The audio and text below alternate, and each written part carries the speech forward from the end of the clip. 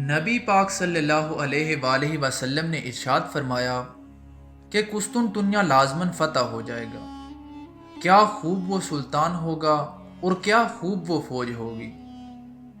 قسطنطنیہ 29 مئی 1453 عیسوی کو سلطنت عثمانیہ کے ہاتھوں فتح ہوا۔ صدیوں تک مسلم حکمرانوں کی کوششوں کے باوجود دنیا کے اس عظیم الشان شہر کی فتح عثمانی سلطان محمد ثانی کے حصے میں آئی، جو قسطنطنیہ کی فتح کے بعد سلطان محمد فاتح کہلائے۔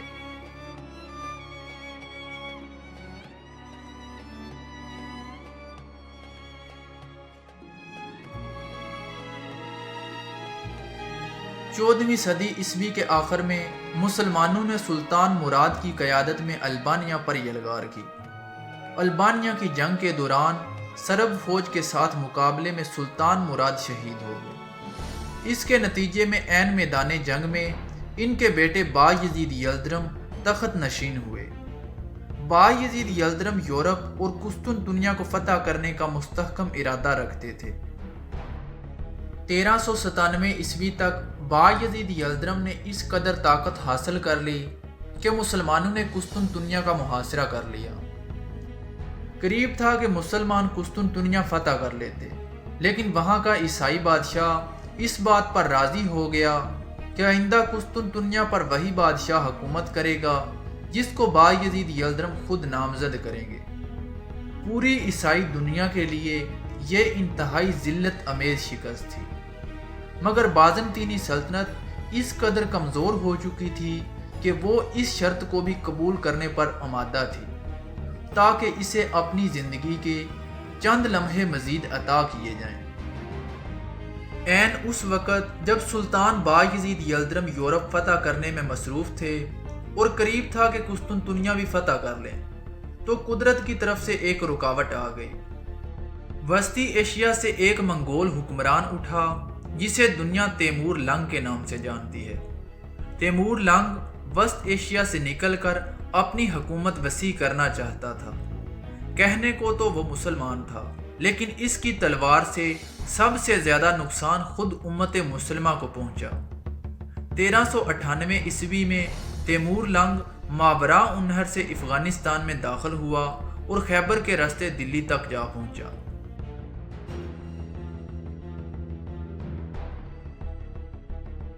دلی کو لوٹنے کے بعد وہ واپس چلا گیا اور اگلے سال اس نے خراسان، بغداد اور دمشق کا راستہ اختیار کیا۔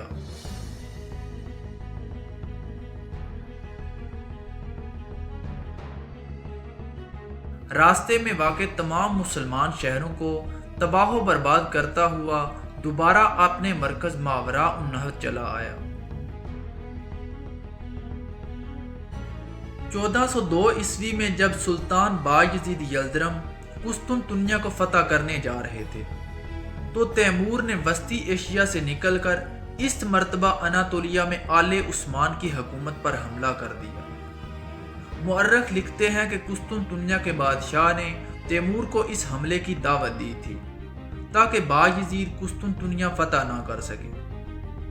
بایزید نے مجبوراً یورپ سے اپنا حصار اٹھایا اور بہت قلیل فوج کے ساتھ تیمور لنگ کے مقابلے کے لیے واپس ایشیا کی جانب نکل پڑے۔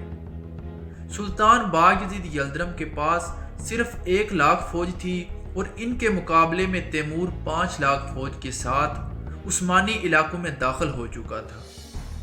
تیمور کی اس حرکت کی وجہ سے یورپ نے سکھ کا سانس لیا۔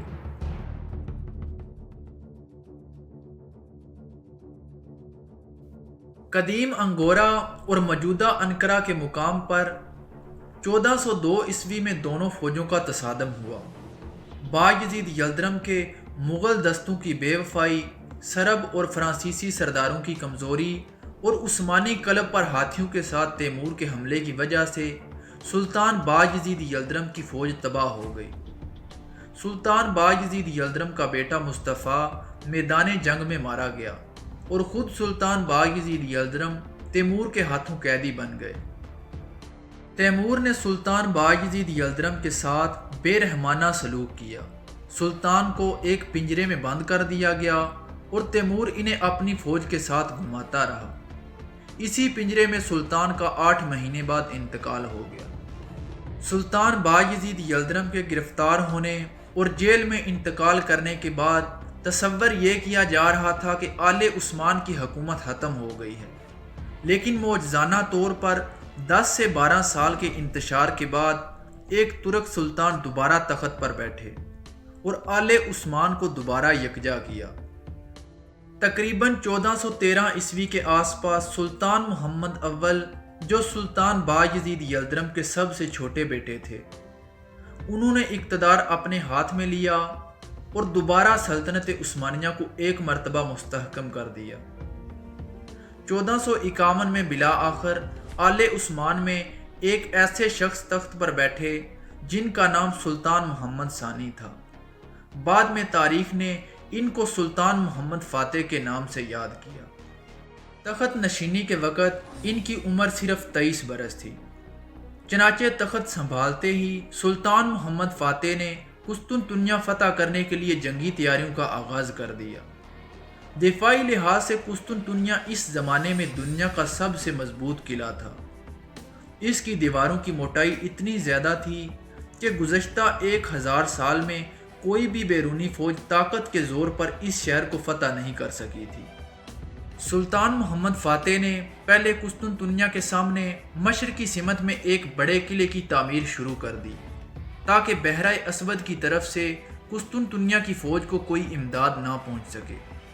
یہ قلعہ عین آبنائے باسفورس پر قائم کیا گیا تھا اور اس کے نتیجے میں اس آبنائے میں اب کوئی بھی بحری جہاز بغیر سلطان کی اجازت کے سفر نہیں کر سکتا تھا۔ اس کے ساتھ ساتھ عثمانی بحری فوج بھی بنائی گئی۔ کئی سو بحری جہاز تیار کیے گئے جن کا کام آس پاس کے سمندروں کی ناکہ بندی کرنا اور سمندر کے راستے قسطنطنیہ پر حملہ کرنا تھا، لیکن شہر پر اصل حملہ خشکی کے راستے ہی ہونا تھا۔ قلعے کی غیر معمولی مضبوط دیواریں توڑنے کے لیے غیر معمولی توپ خانے کی ضرورت تھی۔ جنگی اور حربی تاریخ میں سلطان محمد فاتح کا نام اس لیے بھی ہمیشہ زندہ رہے گا کہ اس غازی نے اتنی غیر معمولی جنگی حکمت عملی مرتب کی کہ اس وقت کی دنیا دھانگ رہ گئی، اور حقیقت یہ ہے کہ آنے والی صدیوں میں آج تک کوئی بھی ایسی حکمت عملی دوبارہ نہیں اپنائی گئی جیسی کہ سلطان محمد فاتح نے قسطنطنیہ کے وقت اپنائی تھی۔ اس جنگ سے قبل سلطان محمد فاتح نے فیصلہ کیا کہ دنیا کی سب سے بڑی توپ بنائی جائے جو قلعے کی فسیلوں کو توڑنے کے کام آئے۔ اس کام کے لیے انہوں نے ہنگری کے ایک سائنسدان کی خدمات حاصل کیں۔ میدان جنگ کا نقشہ کچھ اس طرح کا تھا کہ قسطنطنیہ کے 3 اطراف میں پانی اور چوتھی سمت میں خشکی کا ایک بہت بڑا رستہ تھا جہاں سلطان محمد فاتح کی بری فوج اور توپیں موجود تھیں۔ سلطان کی بحریہ قسطنطنیہ کے قریب آنے کے لیے ان سمندروں میں پیش قدمی کرتی رہی، لیکن خلیج زریں کے قریب سمندر سے قلعے کی طرف ایک آبنائے نکلتی تھی۔ اس کے منہ پر قلعے کی طرف ایک تنگ رستہ تھا کہ جہاں بازنطینی سلطنت نے بڑی بڑی زنجیریں نصب کی ہوئی تھیں۔ کوئی بھی بحری جہاز اسے پار کر کے سمندر کے راستے شہر کی فصیل کے قریب نہیں پہنچ سکتا تھا۔ ان زنجیروں کے اندر کچھ عیسائی بحری جہاز تھے جو قسطنطنیہ شہر کی حفاظت پر مامور تھے تاکہ سلطان کا بحری بیڑا زنجیریں پار کر کے سمندر کے راستے شہر پر حملہ نہ کر سکے۔ اصولی طور پر تو مسلمانوں کی طرف سے پورے شہر کا محاصرہ کیا جا چکا تھا، لیکن مسلمان فوجیں ابھی تک اس قابل نہیں تھیں کہ سمندر کے راستے قسطنطنیہ شہر پر یلغار کر سکتی۔ خشکی کے راستے پر مسلمان توپوں کی بمباری قدرے سست تھی اور حملوں کے آہستہ رفتار کے باعث محافظین فصیل پر ہونے والے نقصان کی مرمت کر لیتے تھے۔ شہر میں مسلح محافظین کی تعداد صرف 10,000 تھی، لیکن قسطنطنیہ کا بادشاہ خود ان کی قیادت کر رہا تھا، گو کہ سلطان کے پاس تقریباً 1.5 لاکھ فوج تھی، جس میں 20,000 ان جانساروں کے دستے تھے جو سلطان کے خاص محافظ تھے۔ قسطنطنیہ کے قلعے کی دیواریں اتنی مضبوط تھیں کہ تقریباً 2 ماہ تک گولہ باری کے باوجود بھی وہ دیواریں توڑی نہ جا سکیں۔ کئی مرتبہ سلطان نے متبادل جنگی حکمت عملی بھی استعمال کی، سرنگیں اور خندقیں کھود کر قلعے کی دیوار کے نیچے سے رستہ بنانے کی کوشش کی۔ دوسری طرف سے قلعے کے محافظین بھی دفاع کی سر توڑ کوشش کر رہے تھے۔ اس میں کوئی شبہ نہیں کہ وہ اپنے بازنطینی سلطنت کے آخری قلعے کو بچانے کے لیے سر دھڑ کی بازی لگائے ہوئے تھے۔ گو کہ محافظوں کی تعداد اتنی زیادہ نہیں تھی، لیکن قلعے کی دیواریں اس کی اصل محافظ تھیں۔ اس وقت کی جدید ترین توپیں بھی اس قلعے کی دیواروں کو توڑنے میں ناکام نظر آ رہی تھیں۔ کئی مرتبہ کھلی یلغار بھی کی گئی، لیکن مسلمان فوج کو خاصا نقصان اٹھانا پڑا۔ قلعے کے اوپر بازنطینی توپیں بھی موجود تھیں، گو کہ وہ چھوٹی تھیں، مگر ان کا نقصان یہ تھا کہ وہ قلعے کے برجوں سے داغی جاتی تھیں۔ اس کی وجہ سے وہ قلعے کی دیوار کو نقصان پہنچاتی تھیں۔ بازنطینیوں کی کوشش تھی کہ قلعے کی دیوار کی مضبوطی سے تھک ہار کر مسلمان قلعے کا محاصرہ ختم کر کے چلے جائیں۔ ان کو امید تھی کہ 1000 سال سے جو شہر طاقت کے زور پر فتح نہیں کیا جا سکا، اس دفعہ بھی قدرت ان کی مدد کرے گی اور مسلمان کامیابی حاصل کیے بغیر ہی واپس لوٹ جائیں گے۔ 2.5 ماہ کے محاصرے کے بعد بھی قلعہ فتح نہ ہو سکا، لہذا اب یہ ضروری ہو گیا تھا کہ مسلمان اپنی بحریہ کو بھی اس جنگ میں شامل کریں۔ مگر بحریہ کو جنگ میں شامل کرنے سے پہلے 2 بڑی رکاوٹیں عبور کرنا بہت ضروری تھا۔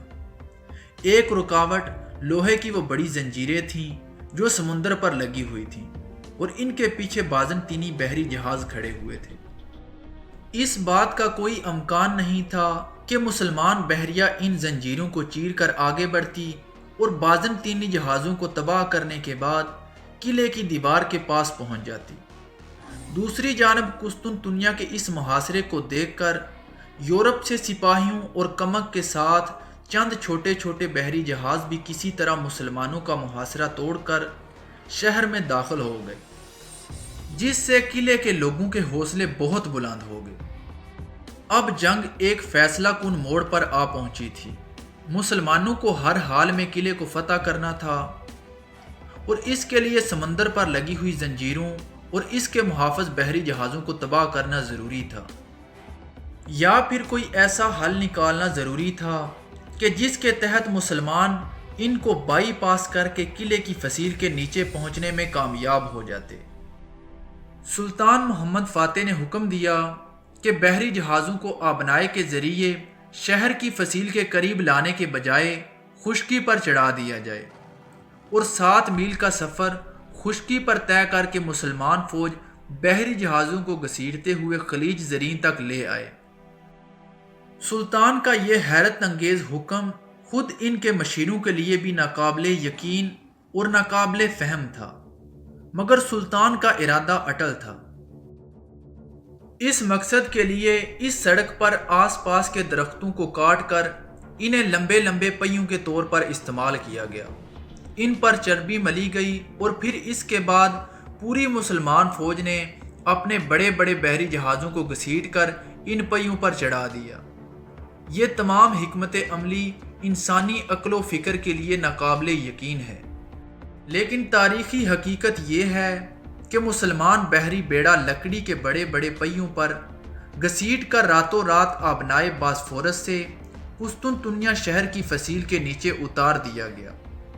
یہ سارا آپریشن رات کی تاریکی میں ہوا اور صبح جب بازنطینی اٹھے اور سمندر کی طرف دیکھا تو دہشت زدہ رہ گئے کہ وہاں عثمانی بحری بیڑا توپوں سے ان پر یلغار کر رہا تھا۔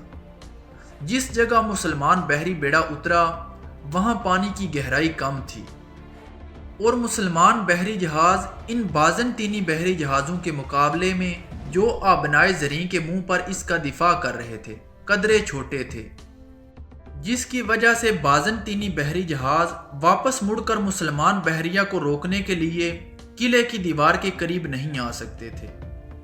لہٰذا ان کی بحری فوج اپنی جگہ پر کھڑی ہی رہ گئی، کیونکہ ان کے آگے زنجیر تھی اور پیچھے مسلمان بحری بیڑا تھا۔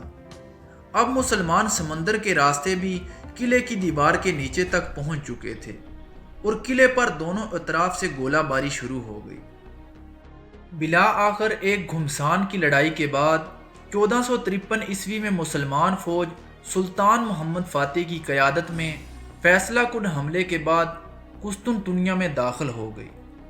شہنشاہ کانسٹنٹائن اپنی فوج کی قیادت کرتے ہوئے آخرکار مسلمانوں کے ساتھ گلی کوچوں میں دست بدست لڑائی کرنے لگا۔ اس کو آخری دفعہ انہی گلیوں میں دیکھا گیا تھا، پھر وہ ہمیشہ کے لیے غائب ہو گیا۔ سلطان نے اپنی ترتیب یافتہ فوج پہلے ہی شہر میں داخل کر دی تھی اور ان پر یہ ذمہ داری عائد کی کہ شہر کو لوٹ مار سے بچایا جائے۔ جنگ کی نفسا نفسی میں کچھ فوجیوں کی طرف سے نظم و ضبط کی کمزوری ظاہر کی گئی، مگر جلد ہی اس پر قابو پا لیا گیا۔ اس کے بعد سلطان محمد فاتح نے تمام شہر کو امان دے دی۔ جب آیا صوفیہ کے گرجے میں سلطان محمد فاتح فاتحانہ انداز سے اپنی فوج کے ساتھ داخل ہوئے تو سجدہ شکر ادا کیا۔ پھر سلطان نے بآواز بلند فتح قسطنطنیہ سے متعلق حضور صلی اللہ علیہ وآلہ وسلم کی حدیث مبارکہ پڑھی اور شہر کا نام قسطنطنیہ سے تبدیل کر کے اسلام بول رکھا، یعنی اسلام کا شہر، جو بعد میں بدل کر استنبول ہو گیا۔